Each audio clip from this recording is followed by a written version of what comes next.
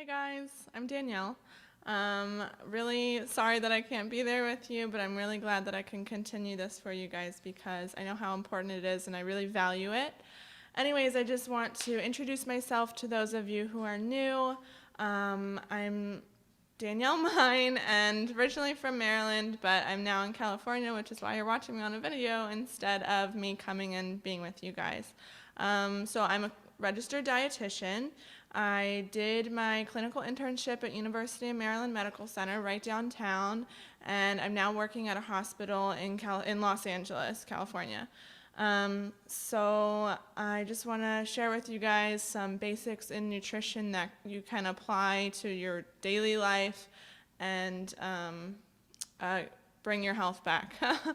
Okay, so today we're talking just about nutrition basics, so just fundamentals so that the rest of the information makes more sense. You're going to get some information today, though, that you can definitely use and apply, and some that's actually really surprising. All right, so first we're going to start with why does nutrition actually matter? Why is it so important, and how does it make a difference?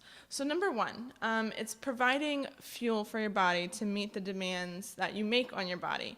I mean, just think about it. Do you want to feel great? Do you want to look great? You have to actually provide that nutrition that's required to feel and look great. You also want to think about what quality of life do you want to live. Picture that, think about it, give it some thought. In 20 years, in 10 years, right now, how do you want to be feeling every single day? What do you want to be doing with your life? That's going to be like a big goal of yours. And the things I'm going to tell you are going to help you get there.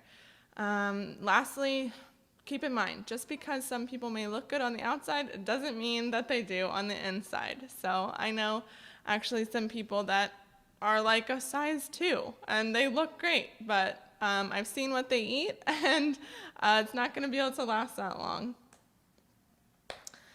Okay, so nutrition really does matter for several reasons.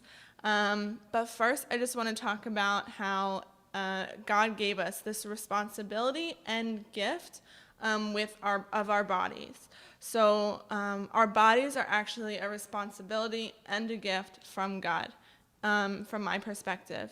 So 1 Corinthians 6:19 says, "Don't you realize that your body is a temple of the Holy Spirit who lives in you and was given to you by God? You do not belong to yourself." So we're supposed to be good stewards of our body, just like we're supposed to be good stewards of our money. We shouldn't spend it frivolously and however we want. We have a budget, we have bills that need to be paid. We have to plan for that and make sure the money is there so that those bills can get paid and those things can be bought. So we should think kind of in a similar way regarding food and our bodies and our health. We have to be responsible in that sense. We can't just do whatever we want and think there's not going to be any consequences. Eventually, our budget will run out. But this isn't just a responsibility, it's also a gift. So we should treat it as such. I mean, when we get expensive gifts from our loved ones, we take care of them and we show that we value them. Otherwise, it's like disrespectful and really rude, right? So it shouldn't in the same way we value our body.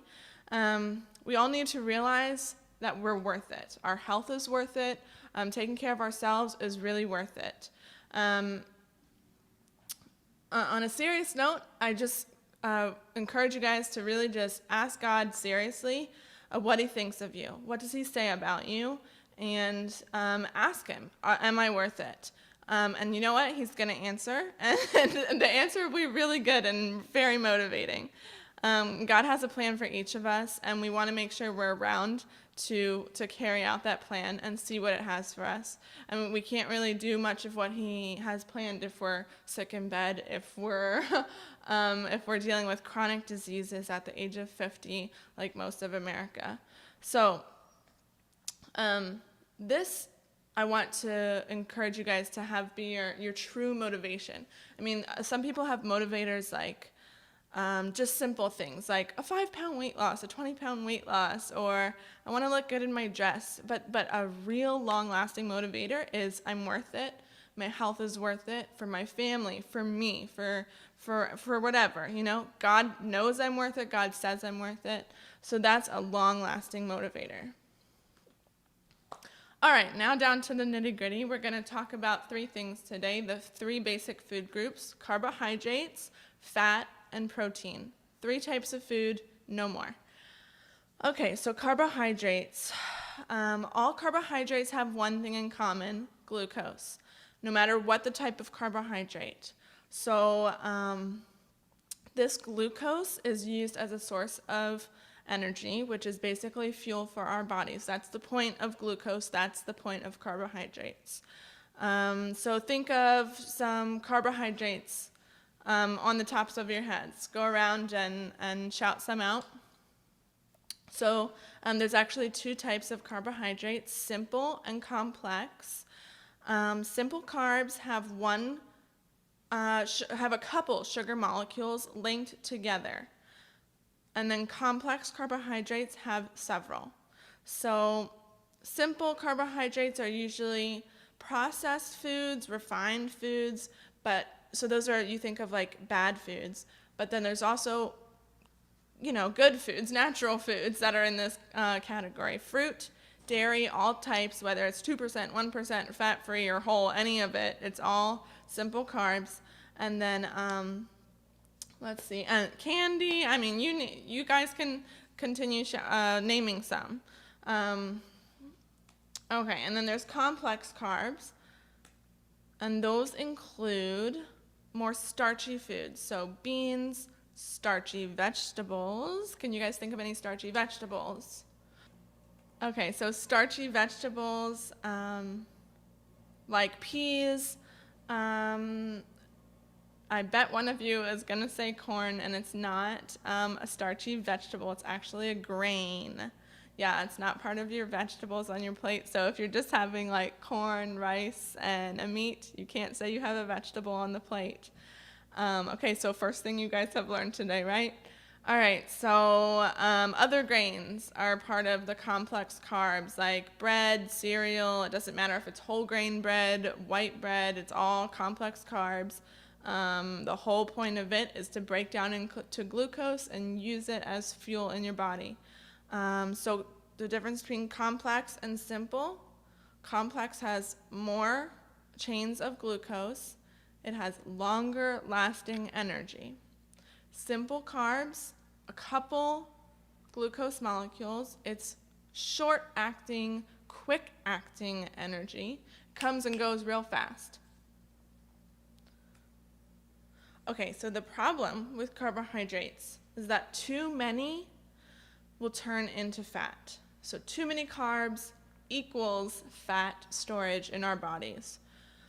The other problem is that when we're eating carbs, it literally tells our fat stores in our bodies to close the doors, don't get used up for energy. So meaning, don't burn any fat while I'm eating carbs right now, or digesting my carbs or metabolizing them.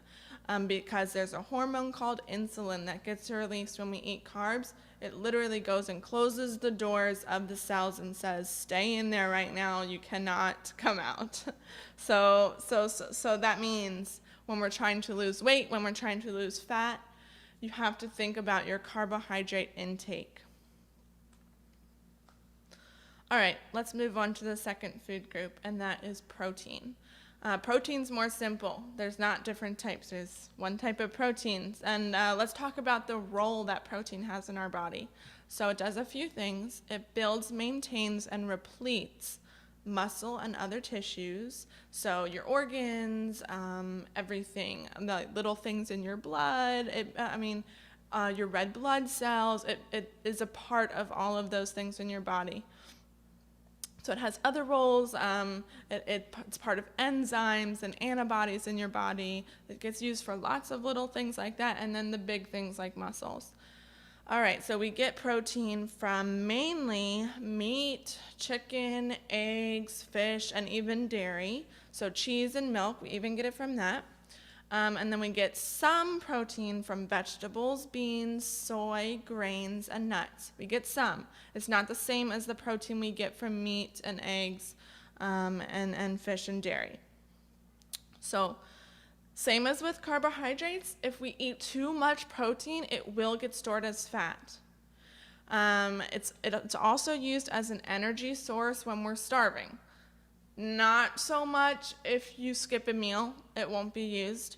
But if you're going days without food, it will start breaking down. You know how, have you noticed if you have a family member in the hospital for a few weeks or even just a week, they start looking a little skinnier, so their muscle starts breaking down because the body's using the protein for energy. The other thing that can lead to it breaking down is being inactive, so not exercising as much, not using those muscles on a daily basis. That breaks down.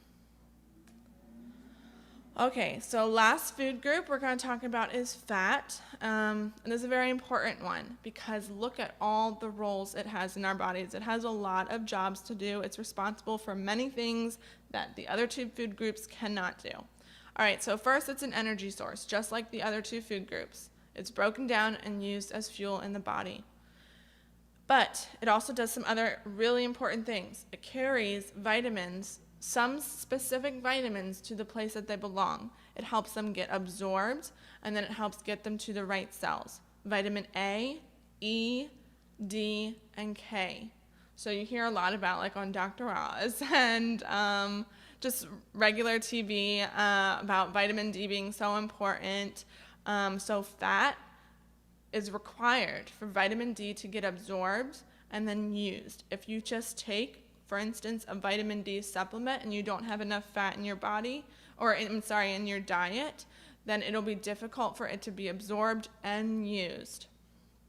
So next, fat is part of every single cell in your body. So think of a cell as a circle, right? And around that circle, there's going to be a wall built up. It keeps the good things inside and the bad things on the outside, right? So if there's not enough fat, it'll start looking like not so much of a circle, but kind of a misshapen blob, right? Because that wall on the outside that's made up of fat is not going to be super strong and rigid anymore. So that's what fat has to do with the cells in our body. They make up that cell wall.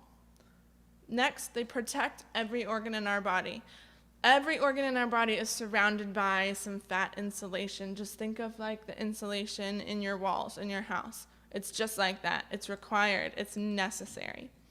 It also helps send messages between cells in our body. So neurons are the cells in our body that send those messages from nerve cell to nerve cell. Keeps your hands moving. I mean, it does everything. It sends messages in our brain so that I think, move my hand and it moves, right? Okay, so covering those nerve cells like a tube is a nice thick cover of fat. And if that fat covering is compromised, if it's weak, then the message has a hard time getting across. Next, fat is used to help make hormones, and I know a lot of people struggle with hormone imbalances, and that can be due to a low-fat diet or a diet not high enough in the right fats. So in order to make hormones like estrogen, testosterone, progesterone, any hormone, fat is needed. It's part of our skin. Fat's also part of our skin. It helps keep our skin moist. And lastly, it's stored for later use. So if we do skip a meal, we can always use our fat stores. I know we all have plenty of them to use for energy when we skip that meal. All right, now one thing to keep in mind, if you haven't noticed, every food group, carbs, protein, and fat, if we eat too much of any of them, they get stored as fat in our bodies. So it's not just, well, I can eat as much fat as I want, but it won't make me fat. No, it will. I can eat as much protein as I want, but it won't make me fat. No, it will. So they all do that. The one that causes the most problems with burning fat so that we get Smaller is carbs. So go back to that slide if you need to. Remember, carbs cause the fat stores to stay there. You cannot open that door to burn that fat if you're eating too many carbs. Okay, so back to fat for a little bit. We have two types, unsaturated fat and saturated. Okay, so let me explain unsaturated fat. Do you see those two little guys on the bottom of your screen there? You have one with some crooked legs and one with some very straight, strong legs. Okay, so the crooked legs, those molecules are unsaturated fat. So they look a little bit weaker, right? They're not as steady on their feet. So it's unsaturated fat. So those are your oils, like vegetable oil, margarine, any butter that you can spread really easily, that's margarine, and it's made of vegetable oil. So these unsaturated fats, the ones I just named, those are more processed and refined. But then there's some exceptions. There's fatty fish, there's nuts, there's avocado, and there's a little bit in some meat. So I don't want you to think all unsaturated fats are bad and processed. It's just those ones that are coming from an unnatural source. Vegetable oil, margarine, and the spreadable butter, any type of oils, those are unsaturated fats. So those are actually, see how they're weak. They look a little unsteady on their legs, right? So that means they're actually really easily damaged by heat, air, and light. So think about then cooking with those oils. Which of those three elements are they being exposed to when you're cooking? Are they being exposed to heat? Yeah. Light? Yeah, it's out in the open. You're not cooking in the dark. Air? Yeah, you're not cooking in a vacuum. So they're being exposed to all three of those elements. Therefore, they get damaged really easily. Not only that, but think about the processing they have to go through in the manufacturing plant. So vegetable oils, where does that come from exactly? Because where it comes from really is important to how it affects our bodies. We want to know the source of our food because that helps dictate what it does in our bodies. It tells us how nutritious it is. It tells us how healthy it is. So for vegetable oils, first of all, I don't see much oil in my vegetables when I eat them, right? I mean, I can't squeeze some lettuce or squash or carrots and get any oil out of it. So what's vegetable oil? Something that you can only get out of vegetables if you add a chemical solvent. So it's just a really harsh chemical that they wash the vegetables that they're using and extract chemically the oil. So additionally, then they use a lot of heat, pressure, and more chemical baths to purify that oil and get the most out that they can. They also do this to things like soybean oil, canola oil, corn oil, peanut oil, any oil you can think of basically, except some of the olive oils that are cold pressed. So all of these oils, they're going to use a lot of heat and pressure and chemical solvents to get that oil, to get as much of it as they can, purify it, and so it's exposed to all of that even before it gets to the pan on your stove in your kitchen. And then you're going to expose it to more heat and air and light, right? So what's the consequence of that in our bodies? It actually causes inflammation. So those unsaturated oils and the margarine, it actually causes inflammation in our bodies. And inflammation leads to almost every chronic illness. So it can contribute to obesity, diabetes, kidney disease, arthritis, allergies. It can contribute to so many things. So inflammation is really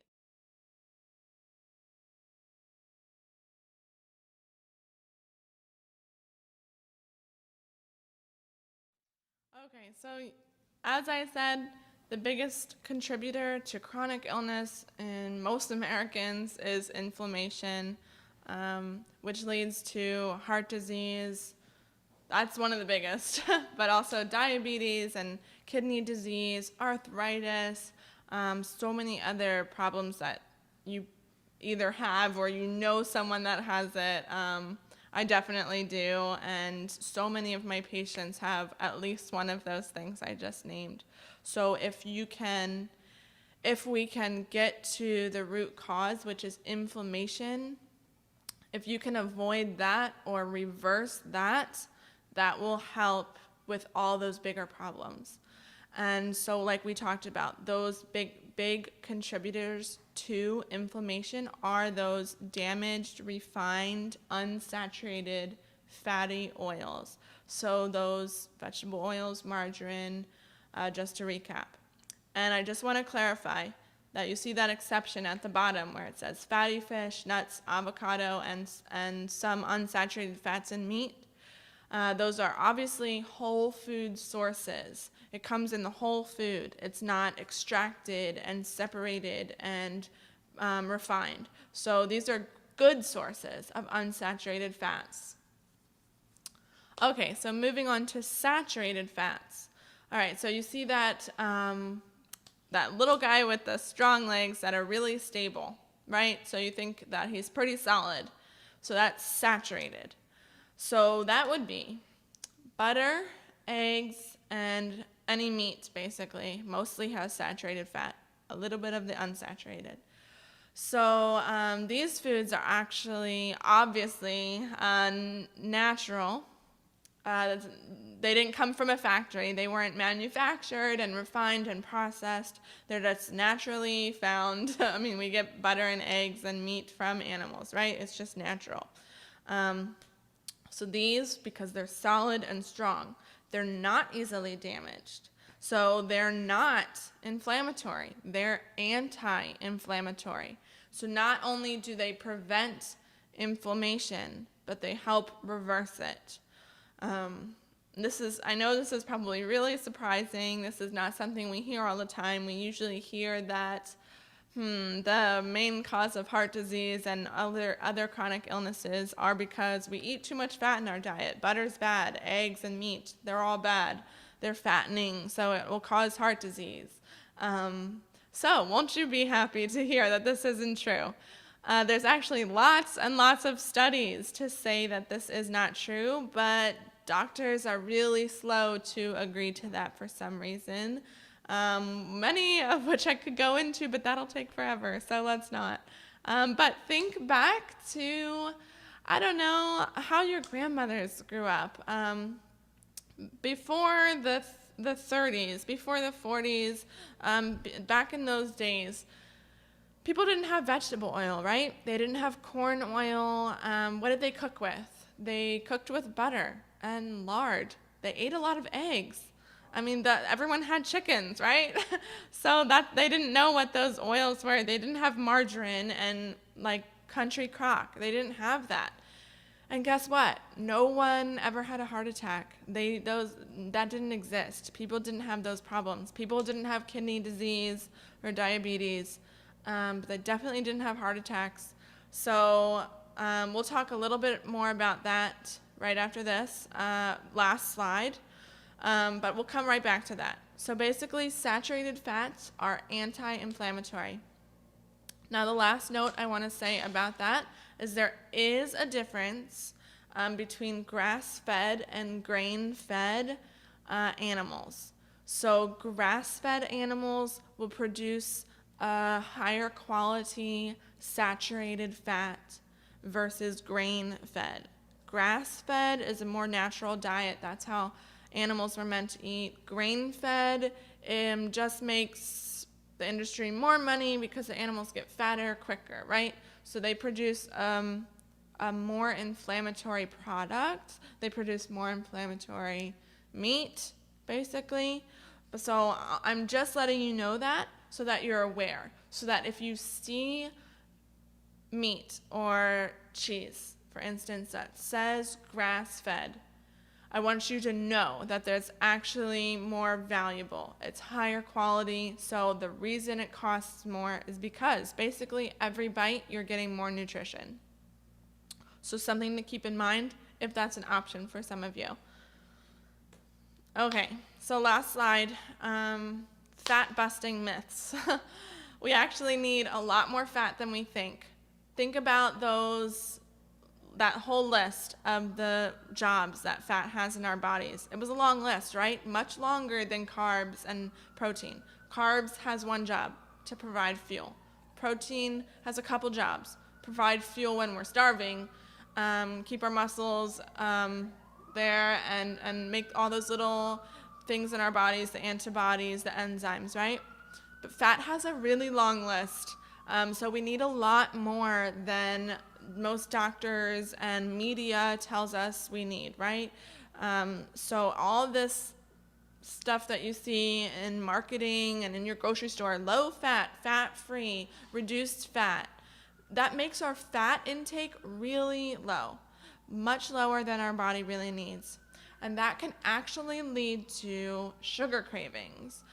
So a lot of times when you are craving sugar or carbs, something starchy, whatever it is, for me, it's ice cream, right?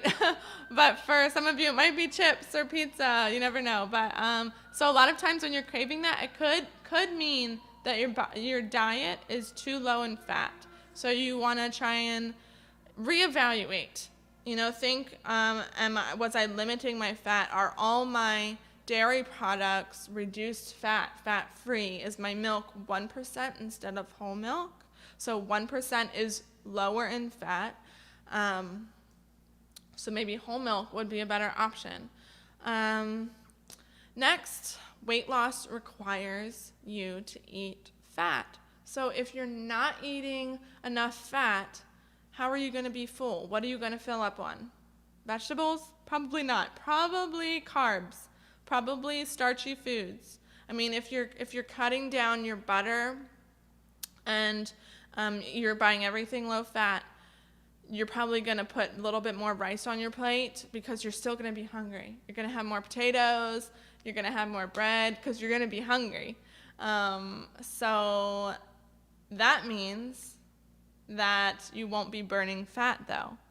And you're trying to do that because you're trying to lose weight, right? So if we're talking about weight loss, remember earlier I said if you're eating carbs, it literally tells your cells in your body to close the door, don't burn any fat right now.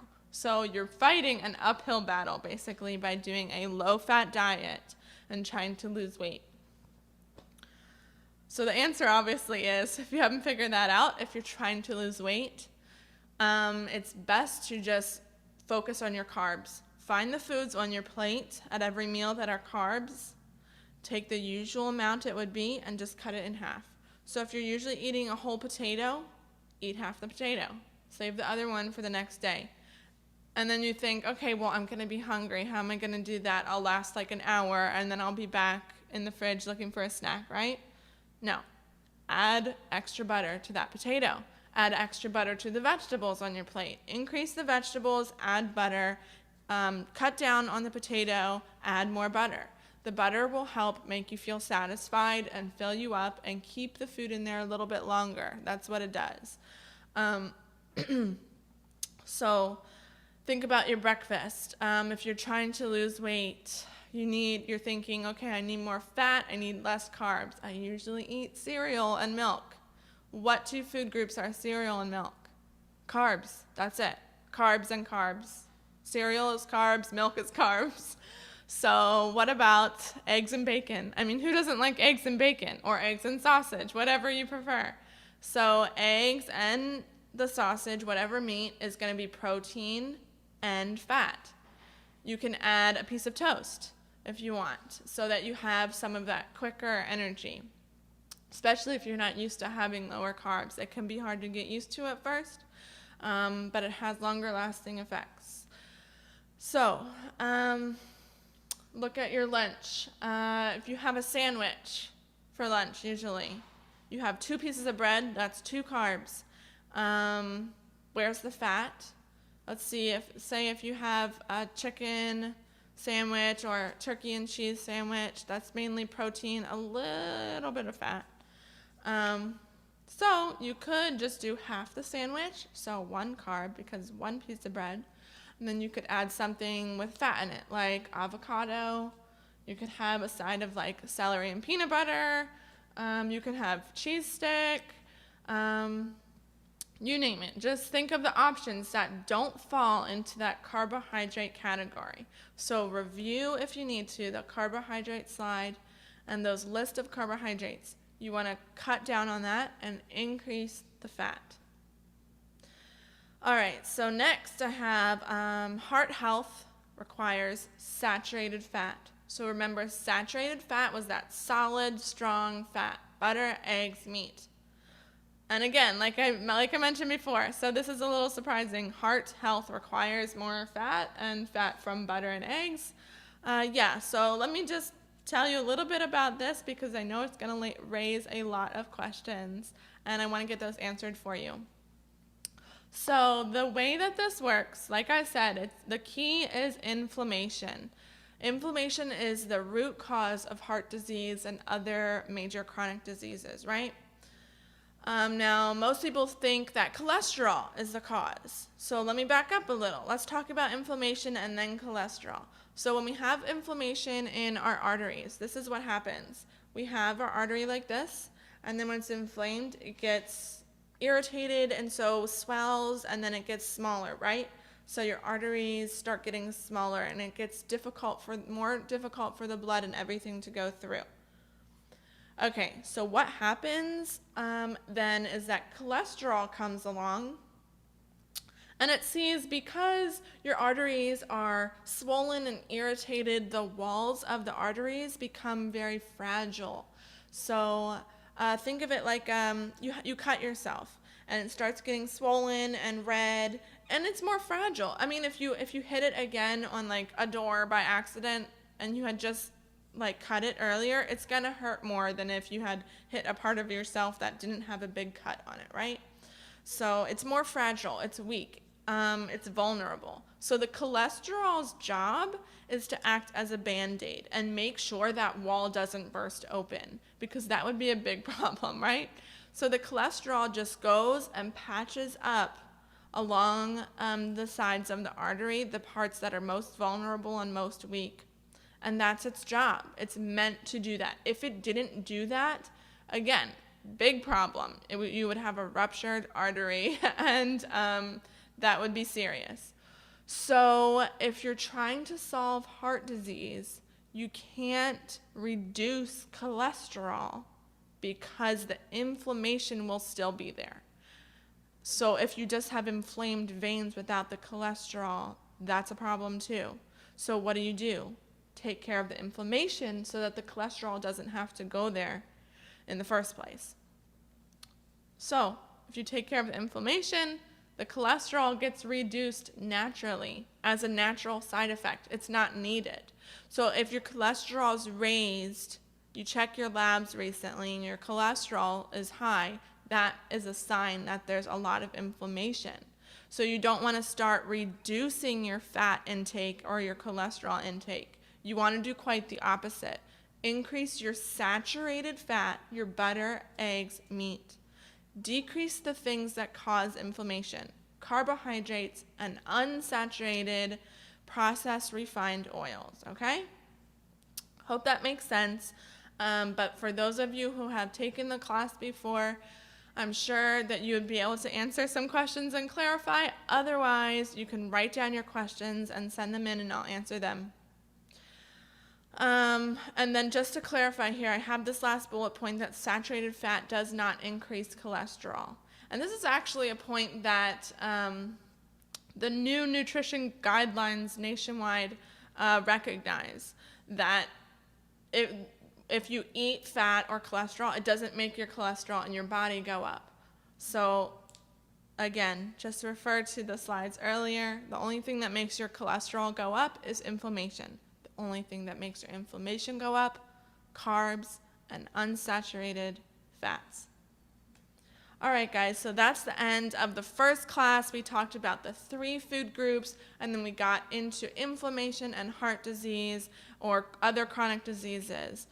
We talked a little bit about weight loss, increasing fat, decreasing carbs. So basically your homework is to draw a picture right now of your plate, your dinner plate. Pretend it's your dinner plate. Put on it, draw on it what you would typically have. Pick a regular meal. And you have to make the portions life size. Realistic. Don't lie to us. Okay. Now, and pretend you haven't heard this class, right? So just do it like you normally would. And then now take a second look at it and apply what you learned. What would you change? How could you change it? What improvements could be made? And then that will be your goal for this week. Just focus on one meal at a time. So if it's dinner, just focus on dinners for the next few weeks, on improving your dinner and implementing those changes. You can pick whatever meal you want, but just focus on that change. Reduce those carbs, increase your fat. Make sure you're not too hungry, okay? Because if you're too hungry after making those changes, you'll get cravings and it'll be very difficult to stick to. All right, well, good luck, guys, and I'll be back again for the second class.